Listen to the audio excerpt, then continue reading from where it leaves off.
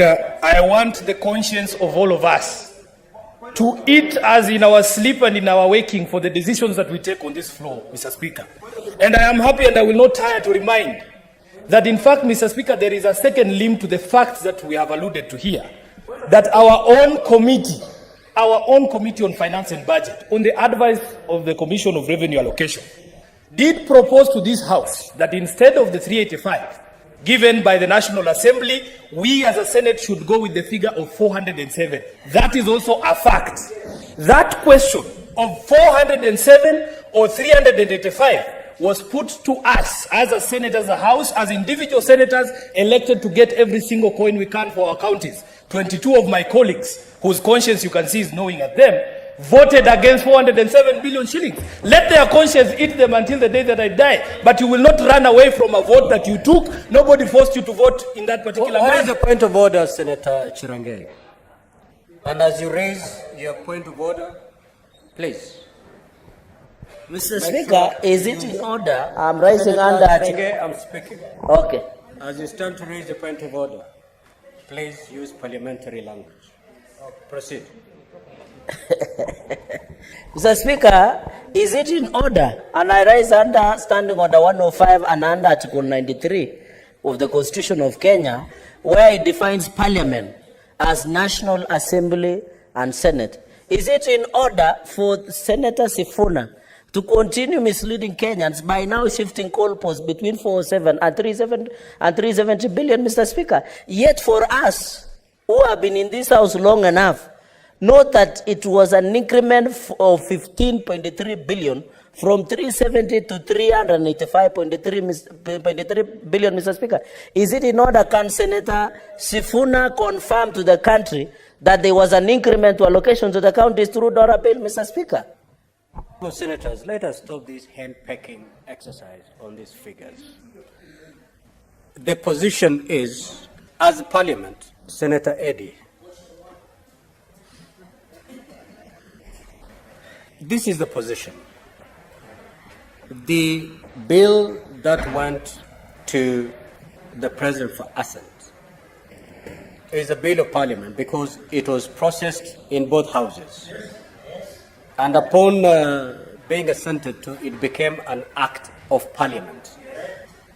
Meaning, whatever increment of the monies as compared to last year is an effort, was a collective decision of both houses. That's why it's an act of Parliament. I don't know why we are still arguing on these very basic facts. Can you allow Senator Sifuna to conclude his comments in silence, please? And Senator Sifuna, be guided by the chair's observation on that particular matter. I thank you, Mr. Speaker. What I know is that I am required to comply with the standing orders in my debate. I have stated matters of fact. If those facts are things you are uncomfortable with, that is your own funeral. But I must state the facts as I know them.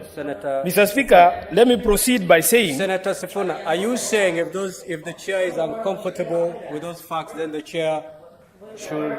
No, I'm addressing you because I don't want to address the people who Senator are in Sifuna, discomfort. Just take your comments. Mr. Speaker... Senator Chirangeri and Senator Boni, allow the senator to conclude his comments. Mr. Speaker, if there is unparliamentary language that I have used, you need to point it out. I am just saying, Senator Sifuna. Senator Sifuna. Indeed, you've used unparliamentary language to the extent. Which one? To the extent that you said for those who voted against, let their conscience eat.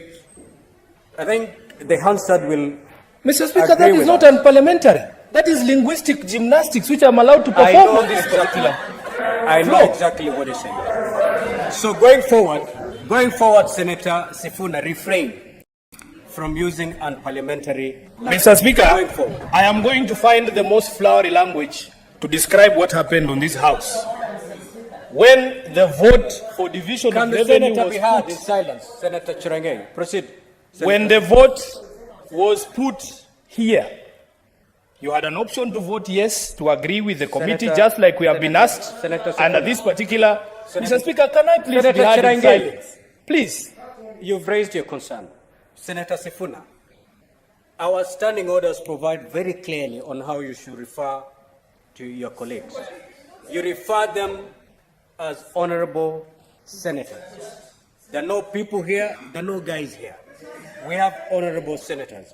I apologize for that, Mr. Speaker. I am going to look for the most flowery language to remind the distinguished senators on the majority side that your conscience will follow you and the decisions that you take on this floor are public. Mr. Speaker, we have another opportunity. There is another report of the Finance Committee here. I would actually not be surprised if people, again, take the decision that they took during the debate on the Division of Revenue Act. Mr. Speaker, I have just please. told you, Senator Sifuna, do not use the word people.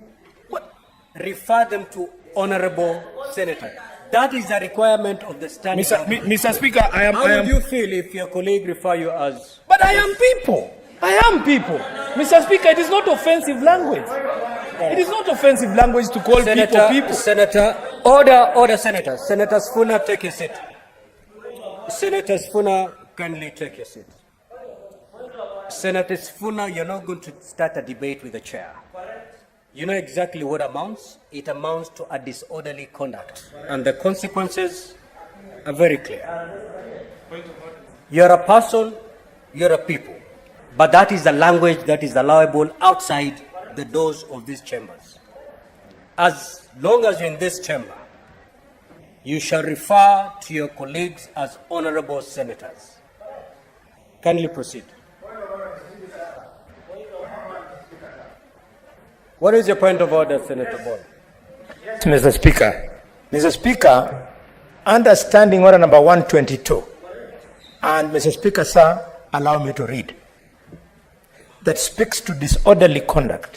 Yes. Number 1B. A senator who declines to retract the use of unparliamentary language or declines to offer apologies despite having been ordered to do so by the Speaker is engaged in disorderly conduct. Mr. Speaker, I cannot be voted for by 300,000 people in Kakamega, and Mr. Speaker, I come here and be made a figure of the kind of picture that the Honorable Senator for Nairobi is painting. We need to call him on order unless, Mr. Speaker, you want to allow this House to degenerate into a fist fight. If you allow me as a bullfighter, I'll fix him here and now and it will be sorted out. Mr. Speaker, sir. Senator Boni, that Senator Mogeni, have your seat. Senator Sifuna, have your seat. Sit down, Senator Sifuna. Senator Boni, that is unparliamentary. You have to withdraw it. Senator Sifuna, when I brought up the issue of how to address his colleagues, he proceeded to withdraw that. He did withdraw, unless you're not keen. Senator Boni, you were doing very well until you brought out your character of bullfighting. Thank you. Thank you, Mr. Speaker. Mr. Speaker, Senator Boni, you cannot threaten to fix honorable senators on the floor of this House. Kindly proceed to withdraw that. Thank you, Mr. Speaker. I want to confirm, as I withdraw and apologize to the House, that this is not the place to fix him, and I would never fix him in this House. But if he gives me an opportunity, Mr. Speaker, I'll leave this House. We cannot allow, Mr. Speaker, we cannot allow small voice. Senator Boni, have your seat. Now, honorable senators. Order, honorable senators. Order, honorable senators.